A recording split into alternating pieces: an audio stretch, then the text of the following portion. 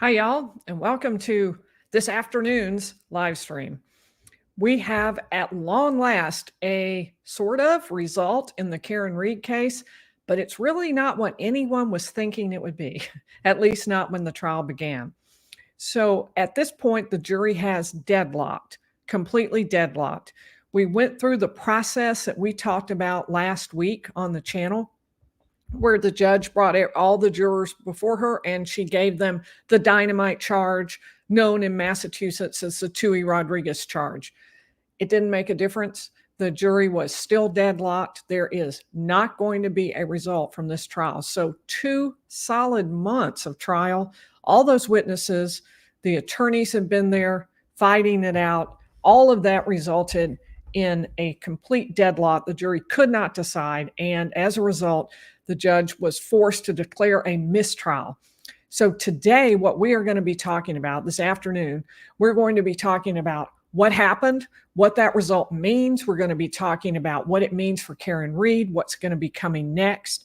I do want to remind you, at 7 o'clock tonight, we have a very special show on the channel. So be sure to tune in for that. At 7 o'clock tonight, 7 p.m. Eastern, we are going to be talking about the facts and evidence that made this case hard to decide. We are going to be taking a hard look, doing a deep dive on the evidence and looking at what are the places where the jury could not decide. What are the places where it was so hard to decide? So one of the big questions, and we're going to go through what happened today. We're going to look at all of that. You're going to see all the clips of that show you, kind of walk you through the day. But I want to talk, before we get started on that, just for a minute, I want to talk about what exactly a mistrial and a hung jury is. What does this mean? What it means is that the jury came back and told the court, we cannot decide this case. In my view, there is zero surprising about that. You can look in any chat from any video on the Karen Reed case, and you can find that people are wildly divided, that there are people who vehemently believe that Karen Reed is guilty, that she should go to prison, that she murdered John O'Keefe, maybe intentionally. That's what the prosecution says. Then you can also find people who are convinced that she has been framed, that she is innocent, and at a minimum should be declared not guilty and should not go to prison for murdering John O'Keefe, her boyfriend. With that kind of difference, with people on such different sides, it's not surprising that there was a hung jury in this case. But what does that mean? What does that mean going forward? And we're going to talk about all of that. I want to get into just kind of what happened today. I want to get into sort of the back and forth and where we all started. It really followed exactly what we talked about last week, down to there were a couple of minor word differences in the instructions she read, both of which I thought were improvements on what the model instruction was that's found on the mass.gov site. And other than that, it was exactly what we had talked about. So we're going to go through that, and you're going to see all of this happen. All right, here we go. From the jury. All right. So, Mr. Lally, I'd like to hear from the Commonwealth first about doing thorough deliberations. Okay, and so you're already like, wait, what? I remember that, right? If you were here with us last week, you remember that we talked about the fact the judge has to find that the jury had due and thorough deliberations before she gives that dynamite charge, before she tells the jury, hey, go back and try again. Be really serious about that. So she is telling them, I'm about to make that decision. What's your side on it? Do you have anything to say? I'd like to hear from the Commonwealth first about your view on whether the jury has conducted due and thorough deliberations. Your Honor, while I understand that they have been at this for a while, I would submit that they have not, and I would ask the court not to make such a finding. Reasons for that, Your Honor, this jury heard, I believe, about 29 days or so of testimony. 657 different exhibits marked as evidence, 74 different witnesses who testified before them. And while I believe they've been out for somewhere in the vicinity of 22 or 23 hours, what I would submit to the court based on all of that, as well as the complexity of the issues presented to them, they really haven't even had 1 hour of deliberation equivalent to 1 day of testimony to each of the days of testimony that they've heard. So while they have been at it for a while, I would submit that based on the evidence and testimony and witnesses and the complexity of issues in this case, I would submit that they have not done a thorough deliberation up to this point. So the prosecution, and frankly, I think it could have gone either way. I think the prosecution could have said, well, you know, this is about as good as it's going to get. Go ahead and give the instruction to them. But they wanted additional time. They were, in this particular case, they took the position that they wanted there to be more time for the jury to be forced to deliberate before the judge got to the point where that instruction was given. Because in this particular case, not in every case, I think that instruction was very likely to end the deliberations and end with a hung jury. That's because in most cases, a hung jury might be 11 jurors to 1. And when that happens, that instruction to the jury is sort of a message straight to that 1, maybe 2 jurors who are on the outs to say, hey, come on and listen up. You know, let's everybody work together. And if you're the one who's off to the side, maybe you ought to be in with the pack. So in this particular case, though, given how divided the general population has been, you could kind of guess that was probably going to be the case with the jury too. And you can see the way he talks about it. 657 exhibits, 29 days of testimony, 74 different witnesses. That is an exhausting amount of work.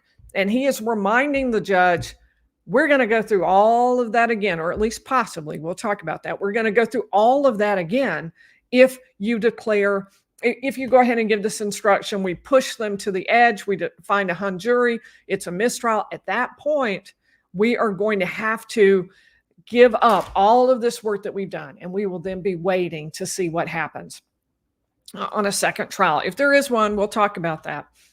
So then the Karen Reed team took exactly the opposite position. They took the position that they believed that the deliberations had been due and thorough. After 4 solid days, now into the 5th day, 1 day was a half day, but that after that, they were going to look at, they believed that was enough. There was no reason for them to keep going. Nothing was going to change. And here's what the defense said.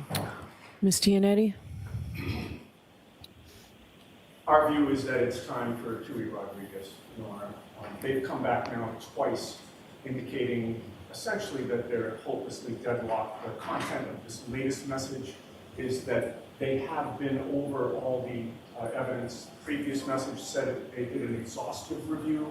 This time they said that they have fundamental disagreements about what the evidence means, and it's a matter of opinion. It's not a matter of lack of understanding. This court, when you sent the jury out, encouraged them not to take a straw vote, encouraged them to go over all the evidence in a very methodical manner. I think all indications are that they've done that, and this is what Tui Rodriguez is for. We asked the court to get it. Yeah.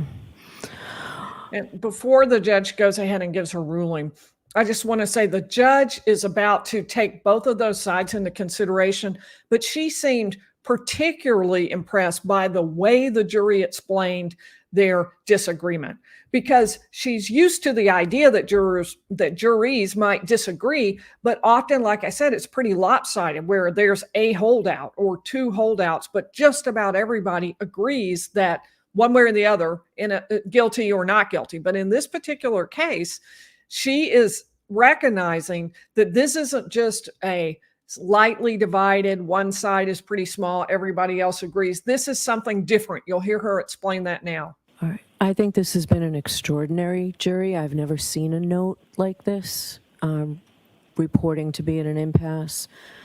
I do find that they're now, with the additional time that they went out without coming back Friday saying that they were deadlocked, is due in thorough deliberation. So I'm going to give Tui Rodriguez. So are they ready to come in, Jody? And the judge is now going to read the note that she got from the jury foreman, and then she's going to give that Tui Rodriguez instruction, also known as the dynamite charge or the Allen charge, depending on the court you're in. But in Massachusetts, it's called Tui Rodriguez. That's the one we talked about last week.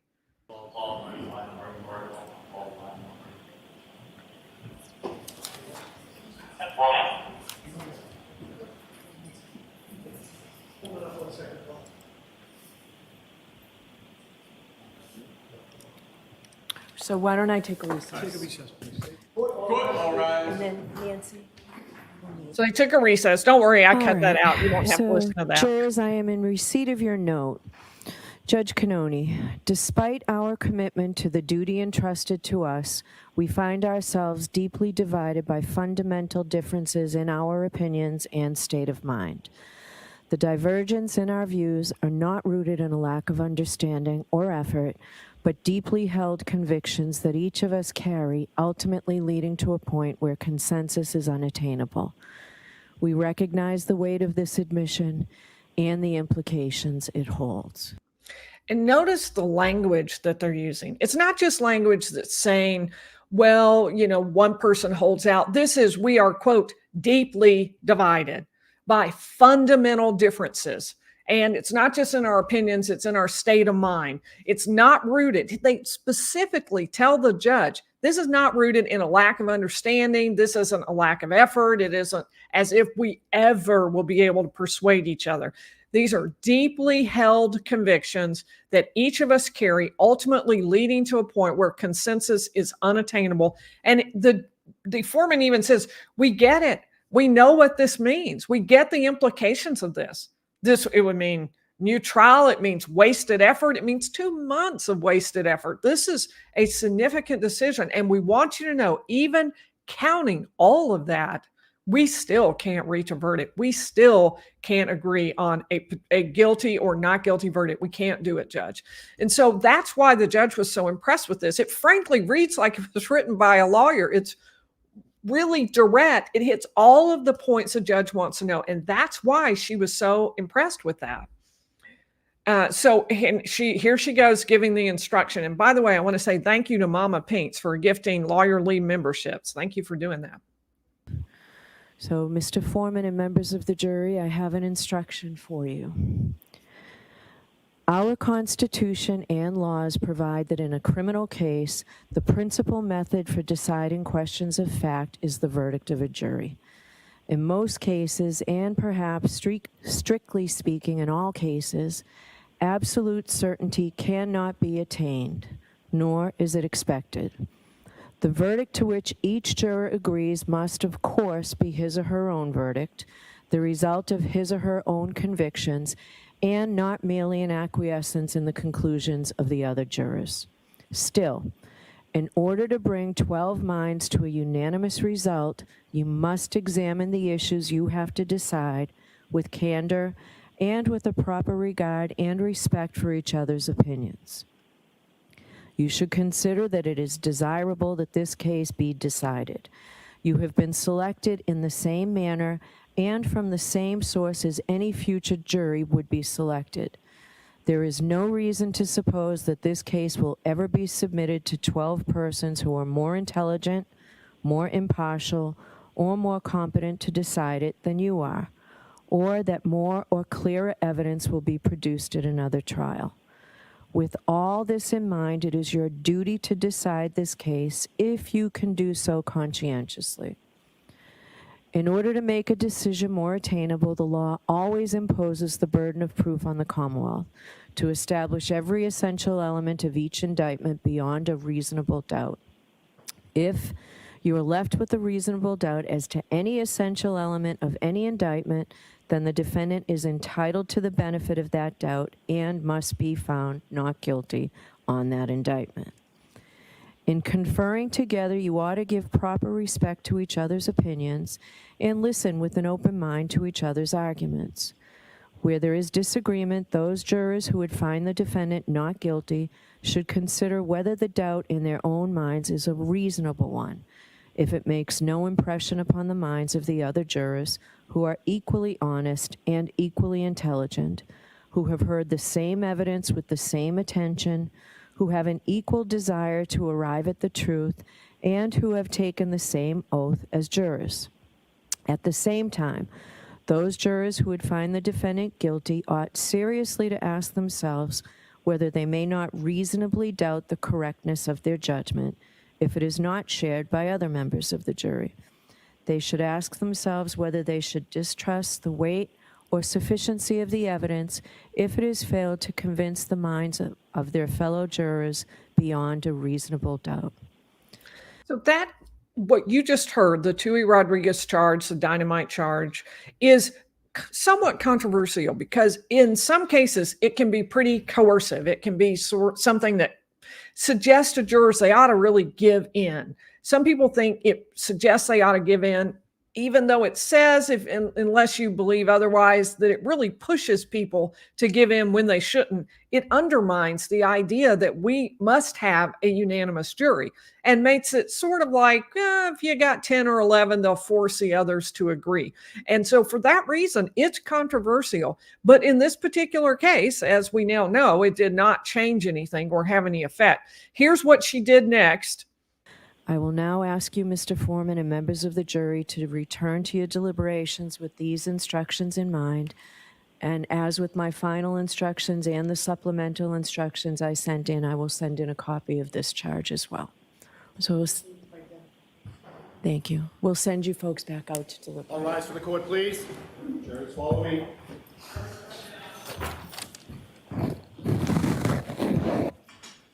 That's John O'Keefe's mother. And you can see how hard this is on her. And the very idea of having to do a second trial is overwhelming and has to be for her as well. So let's go ahead and pull that out for now, and let's get back to talking. So at this point, you can only kind of imagine what the jurors are thinking, because they have now come out twice and said, look, we really don't agree. We really can't decide. We differ over whether or not she is not guilty or guilty. We can't decide this. And the judge just gives them another charge and sends them back out. They may well have been thinking this is never going to end. We are stuck here forever. No matter what, we will never be allowed to leave. But it did not make a difference in this particular case, because what happened ultimately was that the jury came back in. And remember that, as we talked about last week, under Massachusetts law, the judge, once the jury comes back after that dynamite charge, if they say they still can't agree, she cannot send them out again. That's it. If they ask for more information, ask for more charges, ask for evidence, she can do any of that. But what she can't do is say, even though you tell me you're still in an impasse, I'm going to send you back out. So here is what happened at the end of the day. The jury is at an impasse. So we'll bring them in. All right, Mr. Foreman, I am in receipt of your note. Judge Canoni, despite our rigorous efforts, we continue to find ourselves at an impasse. Our perspectives on the evidence are starkly divided. Some members of the jury firmly believe that the evidence surpasses the burden of proof, establishing the elements of the charges beyond a reasonable doubt. Conversely, others find the evidence fails to meet this standard and does not sufficiently establish the necessary elements of the charges. The deep division is not due to a lack of effort or diligence, but rather a sincere adherence to our individual principles and moral convictions. To continue to deliberate would be futile and only serve to force us to compromise these deeply held beliefs. I'm not going to do that to you folks. Your service is complete. I'm declaring a mistrial in this case. I'll be in to see you privately in a few minutes. So thank you so much for your service. Okay. All rise for the court, please. Jurors, follow me.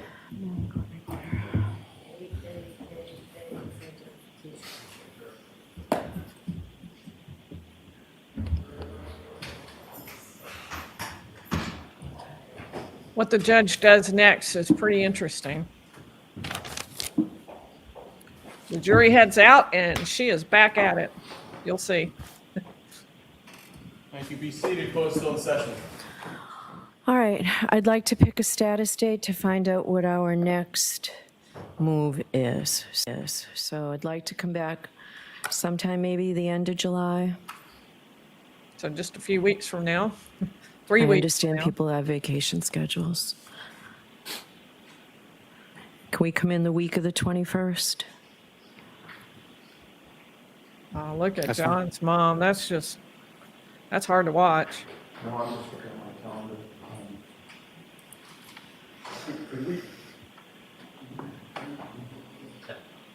Could we do the 22nd at 2 p.m., Your Honor? And while they're doing all their back and forth, well, how about here? How about now? I just want to Is say there a another word day about. that week? Could you do the 25th or 26th? I want to say a word about how incredibly difficult this is for everyone, and including and most especially for the families of the victim. They have throughout this seemed to believe and to be on the side that Karen Reed did this. And whether you believe that or not, you can imagine how difficult it would be for his family if they truly believe that, and then they find that she isn't being convicted. And in fact, they're going to have to go through this again. A very, very difficult day for them. Unfortunately, I think I'm supposed to leave for vacation on the 25th. Okay, the 22nd and the 24th are not great dates. So So this is kind of typical lawyer stuff here. Oh, I can't do that. I could do that. Well, wait. no, that week's not good. Teaching that I cannot get So out of. there's no need to really go through this. I just really wanted you to get to the point. There's one point at which she says, "Oh yeah, we're not waiting that long. We're going to be in here before that." And I think that goes to show what her next plan is. She plans to go straight back in, retry the case, or force the Commonwealth to make the decision that they are not going to retry the case, that they are going to drop the charges against Karen Reed. That's what she's going to force. She's going to say, we're moving forward. We're going to try this again. Let's move quickly. And if you can't handle that, the Commonwealth has its ticket out. It can at any time hold up the ticket and say, we give up. We no longer will prosecute Karen Reed. If you want to do that, hand that ticket in. But right now we're moving forward and we are going to try this again. And imagine too how overwhelming that is for all of the attorneys, for the parties, for the family, because now they are looking at redoing all of this, 2 solid months of this. And one of the things they are going to have to make a decision about is whether or not the Commonwealth is about whether or not it's worth it to retry. Is it going to make a difference? Will they always find that the people on the jury are so, as they put it, deeply divided that they are never going to be able to reach a verdict that everyone will be happy with? Is that about what's going to happen here? And the Commonwealth has to be asking that question and wondering that. Karen Reed's team obviously pushed for the hung jury or the mistrial, pushing for the judge to go ahead and give the instruction and end it.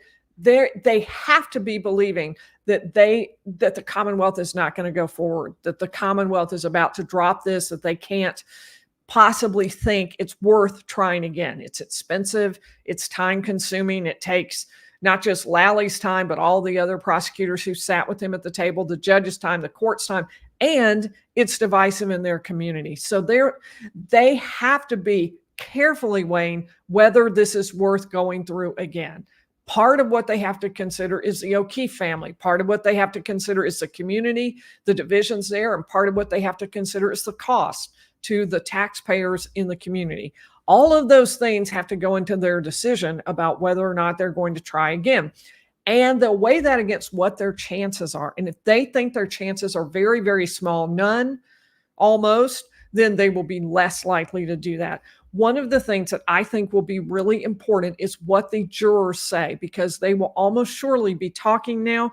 By the way, if any of you know any of the jurors on the case, I would love to interview some of them and talk to them about how they were divided, what their conclusions were, what the pieces of evidence were that were most persuasive to them, or what were the ones that were a biggest concern that made them say, I'm not sure that Karen Reed is guilty beyond a reasonable doubt. I would love to talk to them about that. That is exactly what the Commonwealth is going to be doing, and that is what Karen Reed's team is going to be doing. They're going to be trying to talk to the jurors to see what they can learn they'll be asking themselves, what can we do better next time at trial? What are the pieces of evidence that we could shore up or that we could tear down that would help us reach more jurors? And they ultimately will be asking the question, do we want to go through the trial process again? Particularly the Commonwealth will be asking that. Karen Reed's team won't really have a choice. If the Commonwealth tries it again, they have to show up and keep going. Dr. Sauce, thank you for gifting 5 lawyerly memberships. I appreciate that. So I go ahead and put in questions if you have them, and put question marks at the beginning.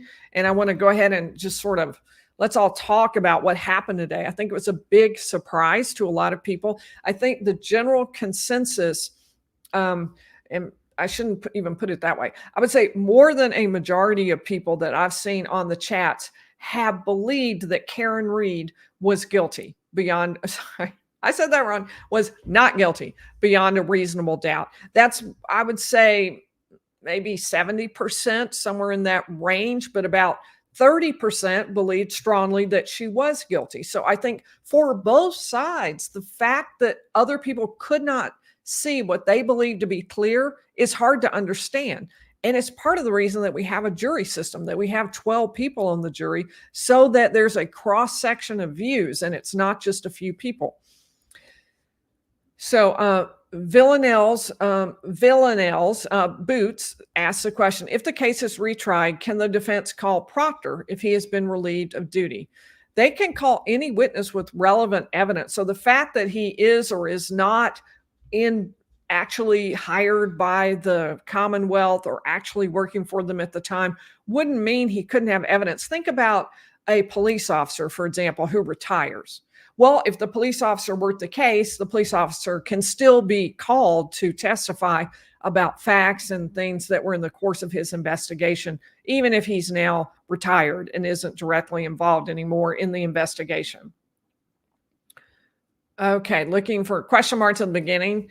Amica Cream is asking, if there's another trial with a hung jury verdict, can she be tried a third time?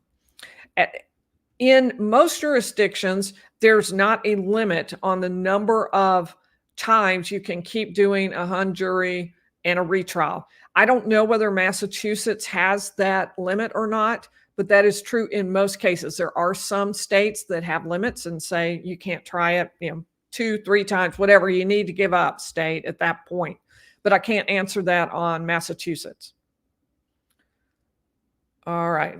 So I do see Marlon's comment. Marlon and Mama Pinks are our moderators. We're very, very grateful for all they do to help the channel.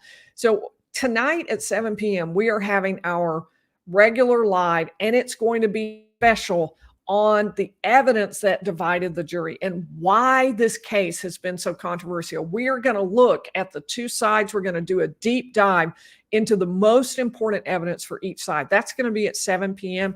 This is an extra bonus live, but we will be doing another one at 7. So don't miss that. Definitely hit the subscribe button. That's going to be a very important one where you will get a chance to really delve into what the most important evidence on each side is. Tennis Girl asking, if the jury talks, can that affect the next trial?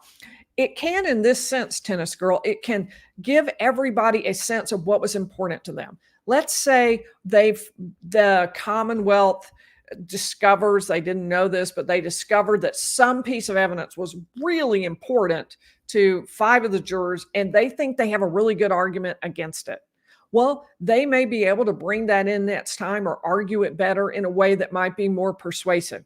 Both sides, though, are going to be doing that. Both sides are going to be listening to what the jurors say and concluding, okay, what can I do next time around that would make my case more persuasive?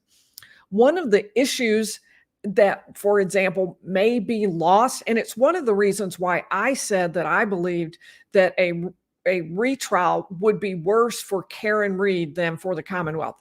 Obviously, her side is rolling the dice on the idea that the Commonwealth won't go through with it. But for example, that inverted video of the car being pulled into the Sally Port, the way it came in at trial was the trooper got on the stand and talked for an hour about this being pulled in, and look at we're clearly not touching the tail light that was cracked. We're nowhere near it.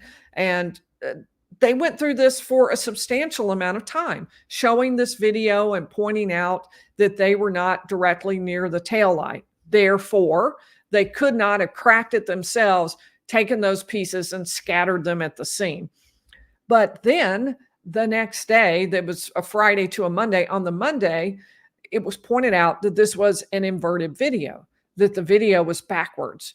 And over the weekend, we had played that in the inverted manner, and it made a significant difference. It made a significant difference because instead of looking at the side where nobody was standing, you realize the side you should be looking at was the side where a group of people, in fact, were standing.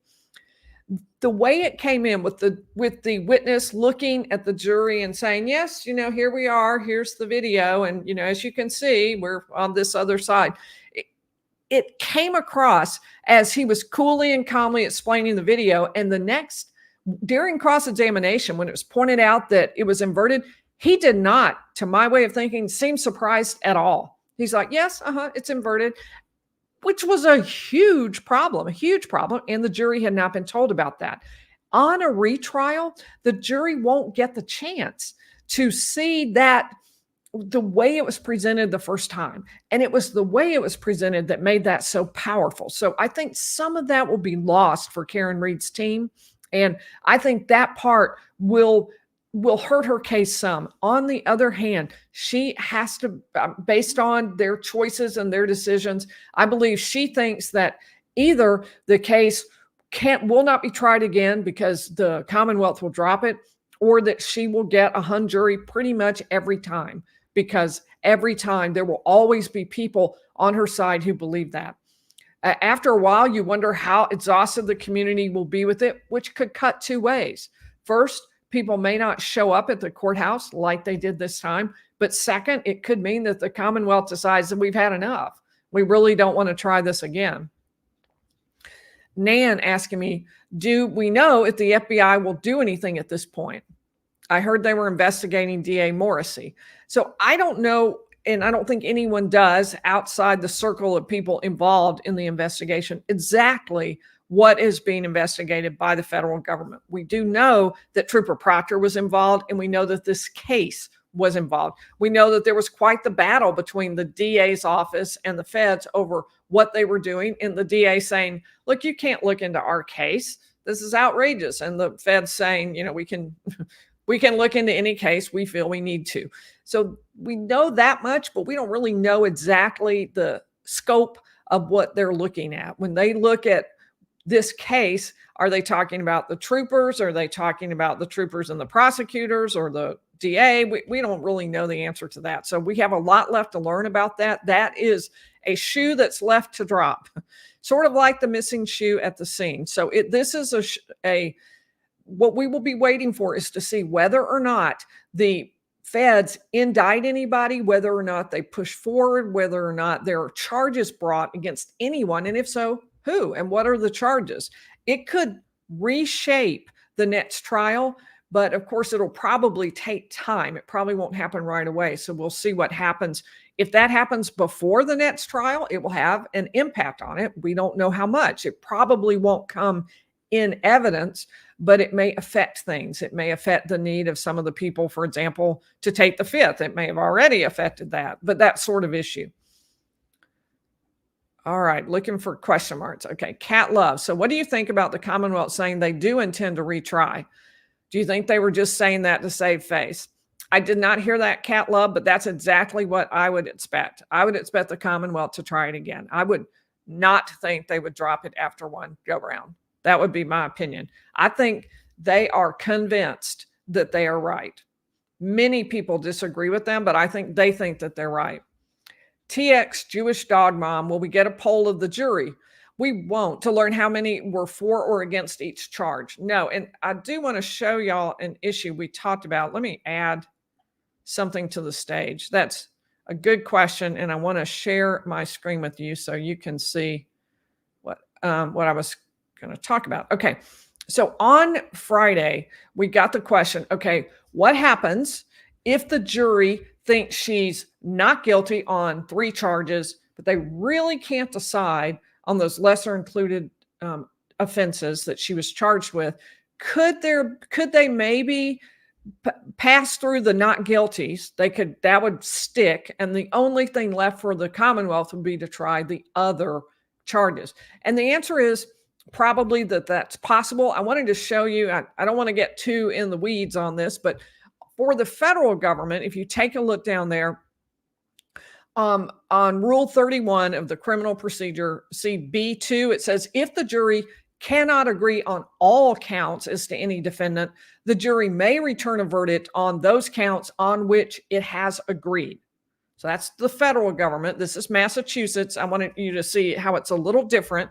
It says if there are 2 or more offenses, forget the defendant's part, tried together, the jury may return or be, let me go ahead and read it all. The jury may, with the consent of the judge at any time during its deliberations, return or be required by the judge to return a verdict or verdicts with respect to the defendants or charges as to which a verdict has been reached, and thereafter the jury may, in the discretion of the judge, resume deliberation, and the judge may declare a mistrial as to any charges upon which the jury cannot agree upon a verdict. And I'll read the last sentence. Don't worry, I'm going to sort of unpack that. I know it's legalese, and so I will make it a little simpler and break it down. Provided, however, that the judge may first require the jury to return verdicts on those charges upon which the jury can agree, and direct that such verdicts be received and recorded. So what the judge is saying, what the criminal procedure rules are saying here is the judge can ask the jury to return a verdict on those parts they agree on. So the judge could have said, if you all agree on not guilty on this, this, and this, go ahead and say that. And that way we can take a look we can eliminate those, and I can send you back to just deliberate on the ones you disagree on, or declare a mistrial as to just those charges. But in this particular case, I think the judge decided that was not worthwhile. And the reason the judge decided that wasn't worthwhile, I think, is because of the way the notes from the jury were phrased. The way they said, we're deeply divided, fundamental differences. We cannot agree. We've done our best and we literally cannot agree. I don't think they agreed on any of the charges. So I don't think that they might have agreed perhaps on not second degree murder, but they weren't phrasing it as we agree on a lot, but we can't agree on this one part. The way they were phrasing it suggested otherwise. She did not ask them to return verdicts on any of them. She didn't seem to press them on whether or not they agreed on some of the charges. So for that reason, it seems to me that the prosecution can go forward exactly like it was this time, with the exact same charges. None of those would be eliminated. The prosecution could choose to use all of them. Julia asking, will we find out how many jurors voted guilty versus not guilty? I would think we would. And I'll say again, if any of you know jurors, I would really be interested in interviewing them. Please ask them to contact me. On my YouTube page, there's a contact section. I think it's called the About section. And someone can reach me through that. I would love to talk to somebody and find out what was important to them about this. Jory is asking the question about, would this be the same if this had been a man, whether he be poor or black or brown, Jory asked. Certainly there are who knows, right? I don't think there's any way to possibly know if you change the defendant and insert a brand new defendant, what happens here. This woman might have been seen as somebody who was sympathetic to the police, but they clearly did not think that. When you read what Trooper Proctor wrote and said about Karen Reed, there was nothing in that about how he wanted to give her special treatment or favorable treatment. If anything, it was shocking how negative he was about her without a whole lot of evidence, which was one of the main points and thrusts of the defense, and probably is exactly what the feds are looking at when it comes to Trooper Proctor. All right. Thank you, Hallie. I appreciate that. Mama Pinks is saying that Lally stated that they will retry. Hopefully he'll end up dropping it later. So I think maybe Mama Pinks is saying before trial, he said that. Or I don't know what she means by earlier, but I think that they will retry it. That's my personal opinion, but we will all wait and see. When you look at some of the things that have happened, like that most recent Canton Select Committee meeting where all sorts of people showed up and were upset saying, we're going to recall you. And, why are you letting this happen? And we're really upset. You can see how deeply divided the community itself is. You can see that the community does not all agree on this. And so there are a lot of reasons to drop this. There are a lot of reasons to say we can't reach agreement. We literally can't find a jury where we're going to get 12 who all agree on guilty. We probably can't find one where all 12 agree on not guilty, but we don't have to. That's not the requirement. The requirement is 12 have to say guilty. So it would be a very reasonable conclusion, especially after they talk to the jury. But to say that's going to be really hard to get that sort of consensus in a jury. But given just sort of the procedure so far and how angry the two sides have been at each other, I can see the prosecution saying, we're going to go forward again. We're going to try it again. I don't know if I don't think it would have a different result, but I can see them making that decision. Bushlight wants to know, what if the clerk of court told the jury how to vote? Shades of what happened after the Murdoch case, where we had that extra hearing and there were allegations that Clerk Becky Hill had interfered with the jury. So I haven't heard anything about that. Surely that's a one-time thing. That was very strange. Mar H wants to know, will she have Jackson and Yannetti again? I would think so. And they certainly suggested that by talking about how they were trying to arrange the hearing. But if you heard the whole thing, I didn't play it all because it's kind of boring, everybody pulling out their calendars. But Yannetti is going to handle that next hearing at the end of July. And then Jackson said he and Miss Little are going to be out in California at another trial or another hearing, and they won't be able to be present. But it didn't suggest they weren't going to be involved in the next trial, just that they weren't going to be present at that particular next hearing. So I think she will have Jackson and Yannetti again, but they will, I would think, have brand new charges. It's not going to be free. It's not going to be inexpensive. It's going to be very, very costly.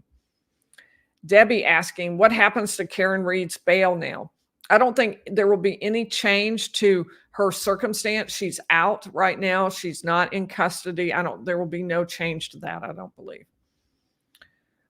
Rabbit on the Moon, can the Commonwealth modify or reduce the charges if they retry? Yes, they could do that. They could modify the charges or reduce them, sure.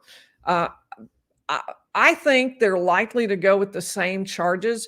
One of the reasons they will probably leave that second-degree murder in is because it gets in some evidence against Karen Reed that they would like the next jury to hear. And this would be evidence related to her relationship with the deceased, with John O'Keefe, the fight they had, the voicemail she left him afterwards. All of that came in partly because of that second-degree murder and the intent element of that. So I think they'll leave that. I think they'll leave it pretty much intact. We'll see, but that's my guess. Sally M. Will they have to move the court venue? How can they find an unbiased jury now? Such a good question, Sally. How are they going to find a jury? Because where are they going to move to? The moon? I mean, it's going to be really difficult to find a set of jurors who just tabula rasa, no idea of anything about this case. Let's come on in and find anew what happened here, especially in the community. But I don't think they'll change that. I wouldn't be surprised to see some kind of, well, on the other hand, who would file that? The Commonwealth can't really file that, or they wouldn't. And Karen's team is going to want it right there where she's already found that the community is divided, where she's found that people will take her side. I don't know that anybody would want it moved. There's the bottom line. Amanda asked, what happens if it's another mistrial? Well, then you could try it a third time. Some states do have caps on that, and I can't say if Massachusetts does, but in general, they can keep going and keep trying and hope to get that magic 12 someday down the road. Does Karen Reed remain out on bond? Angie asked. Yes, I believe she does until the next trial. I don't believe there will be any change to that. They might reconsider it, but I don't think so. Adelheid asked, will Bev preside over a potential retrial or will she be replaced? She is of the opinion she's going to be presiding over it. We know that because she immediately started planning the next hearing. No time wasted. We are moving forward. And I admire that because if nothing else, it's going to force the Commonwealth to go ahead and make the decision. If it's not going to prosecute Karen Reed, fine. Go ahead and tell everybody that, and let's stop having this hang over her head and let's move forward. But if they are, then let's move forward with the trial. So I think that was actually, I thought that was a pretty impressive move. I agreed with that. And it took a lot of gumption. Can you imagine even conceptually after you've been through this exhausting marathon saying, okay, let's all plan to do this again? It would just be absolutely exhausting to even think about. Bubba Broad, would that really be wise for this jury to come out and talk? I don't think it will hurt, Bubba, because of this. I think they, as they said, are deeply divided. And so I think what it will say is there are people who fully believe the prosecution and there are people who fully believe the defense. In this particular case, because I think both sides will come out and say that, I don't think there will be any net effect or negative effect from them coming out and talking. I think it'll simply be informative. And I think both sides will get information about their cases and where maybe there were holes or things they could fill in, extra evidence that they didn't present next, that they could present next time, that sort of thing. Speaking of which, at 7 p.m. tonight, we are going to have a special live stream. I'm going to be doing a deep dive into the most important evidence of the entire case. I'm going to be looking at what were the pieces of evidence so persuasive that the people who believe Karen Reed is guilty bought that. What are the pieces of evidence that are so persuasive that the people who believe Karen Reed is not guilty were convinced she was not guilty? I'm going to be looking at that so we can talk about the most important pieces of evidence, the things that really made a dramatic difference in the case. So that's 7 p.m. tonight. By all means, hit the subscribe button and come back at 7 p.m. That's going to be a really important video. I think you're going to really enjoy that. Firefly, believe most of us thought it was only 1 to 2 holding out, but appears to be relatively equally split. Do you agree? I think it was... They said deeply, so I think it's definitely not 1 or 2. Was it 3, 4, 5, 6? I'm guessing it was weighted one way or the other, but that there was a group on the other side. Probably 4 would be what that would mean, but at least 3. I agree with you that it's not 1 or 2. I think that from the way the jury phrased things, there was more of a debate and a dispute than that. Okay, so I'm looking for the question marks at the beginning, which will help me spot your question. What does starkly divided mean? It's what the jurors wrote to the judge. They meant really divided, like here and here, stark and really contrasting. So here's really guilty and here's really not guilty. It isn't that everybody was, well, you know, I can't really decide. I'm thinking guilty. I could be persuaded not guilty, but I'm leaning this way. There was no leaning. There was guilty and not guilty, completely separate, really stark and different. That's what I think that they meant by that. Caitlin, do you think Jackson and Yannetti will try to get a change of venue if Lally pushes for a new trial? I'm thinking not, because I think they had success here. I think they had success with getting people who believed that Karen Reed was not guilty. If the community had not been supporting her, then I think they might be pushing for that. But in this particular case, a reasonable percentage of the community appeared and supported her. And I think they're going to want to maintain that. I think that's really important going forward because they want to keep that pressure on the community because ultimately they want the Commonwealth to have to drop this case. Kathy Ray, wants to know about the Alberts and were they there today? I don't know. I'm not sure. I didn't see anybody. We saw at closing arguments that we had a number of people present from the Alberts and McCabe's. We had some people present for that, but I didn't see anybody there today. I saw John O'Keefe's brother, Paul. I saw his mother, but I didn't see specifically anybody from the Alberts or the McCabe's. Lily wants to know, why was the dog not located by the defense? And I cannot answer that. I don't know if they elected not to or if they had no way to do that. They could not obtain the information. I don't know the answer to that. Terry, can you explain the foreman's comments about the decision not changing because of their personal beliefs and moral convictions, not evidence? Well, do remember too that in this particular case, Massachusetts instructions include to a moral certainty that she is that it has to be proved beyond a reasonable doubt to a degree of moral certainty, I think is the phrase. Not every state has that. I did a little research on that, and it looked like for sure Massachusetts and Nebraska have that, but not everybody does. And I found an article, a document that was filed in one of the law journals, in other words, and it was talking about how that's pretty controversial because it's confusing, that a lot of jurors don't really know what does that even mean, because it does seem exactly what you're talking about here, to confuse facts and evidence and moral beliefs. Which is it? Which are they supposed to look at? And this law review article said that they believed it was an improper way to phrase things. It's not done in every state. That is the way Massachusetts has it phrased.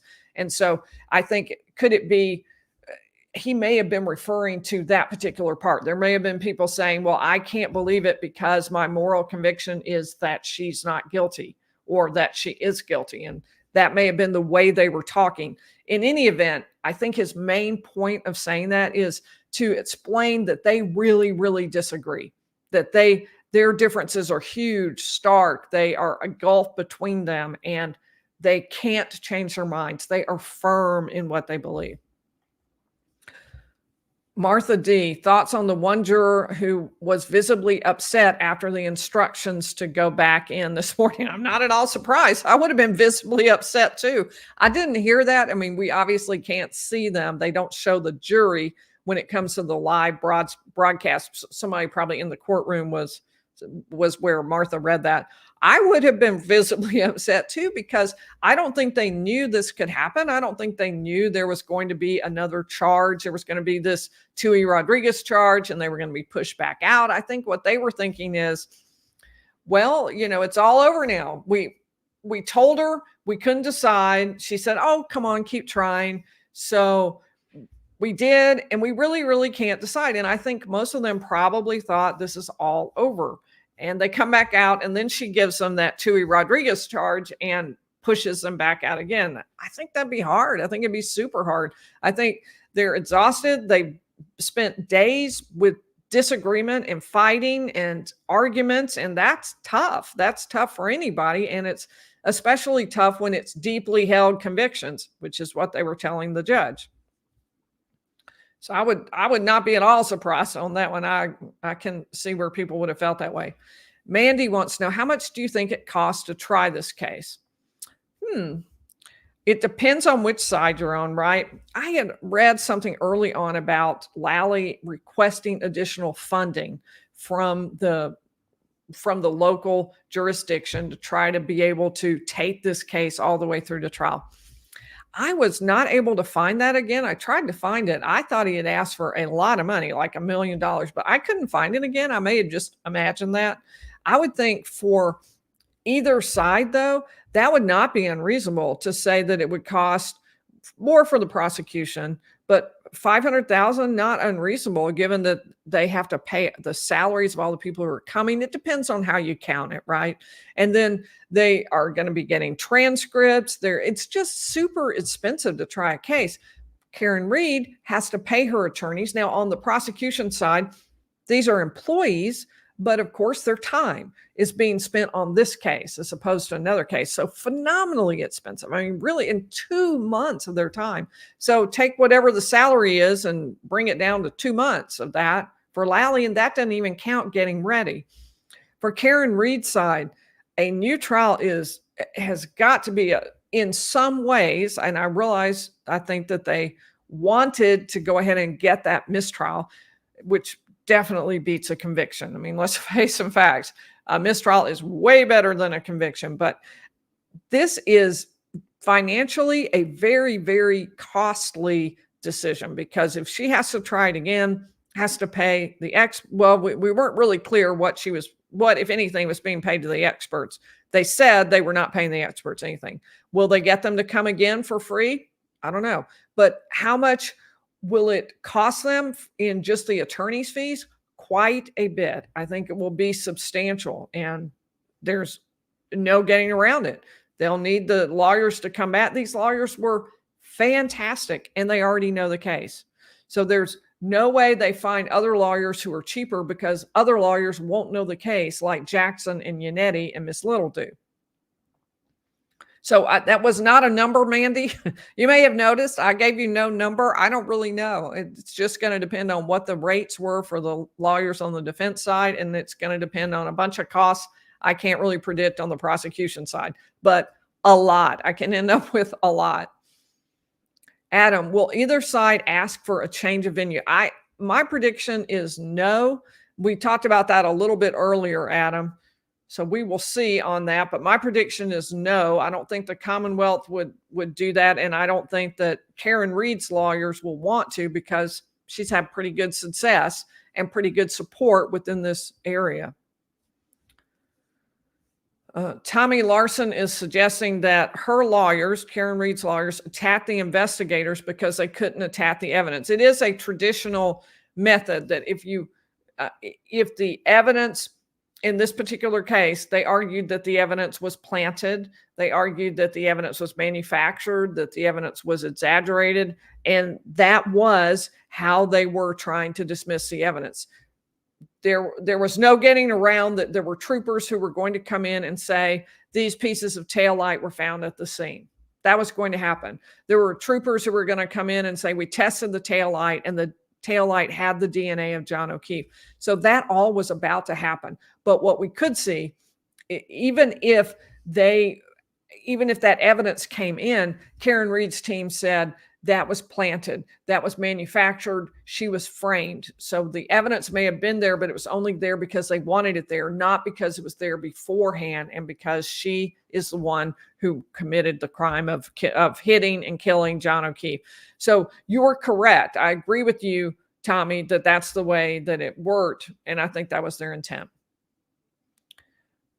Katrina is asking about John O'Keefe's brother's business or line of work, and I don't know the answer to that. All right, looking for question marks at the beginning. Gary Batt, what motive existed for killing John O'Keefe in the basement? Was one ever offered? So I think the closest that was ever offered was anything related to Brian Higgins, and sort of some discussion about the conflict between Colin Albert and John O'Keefe related to his yard. By the way, so tonight we are doing the special live at 7 p.m. and the special live is going to be a deep dive into the evidence of both sides.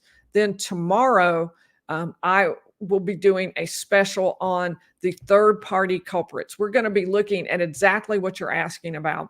What is the evidence that was presented by Karen Reed's team about the people who may have committed this crime instead of Karen Reed?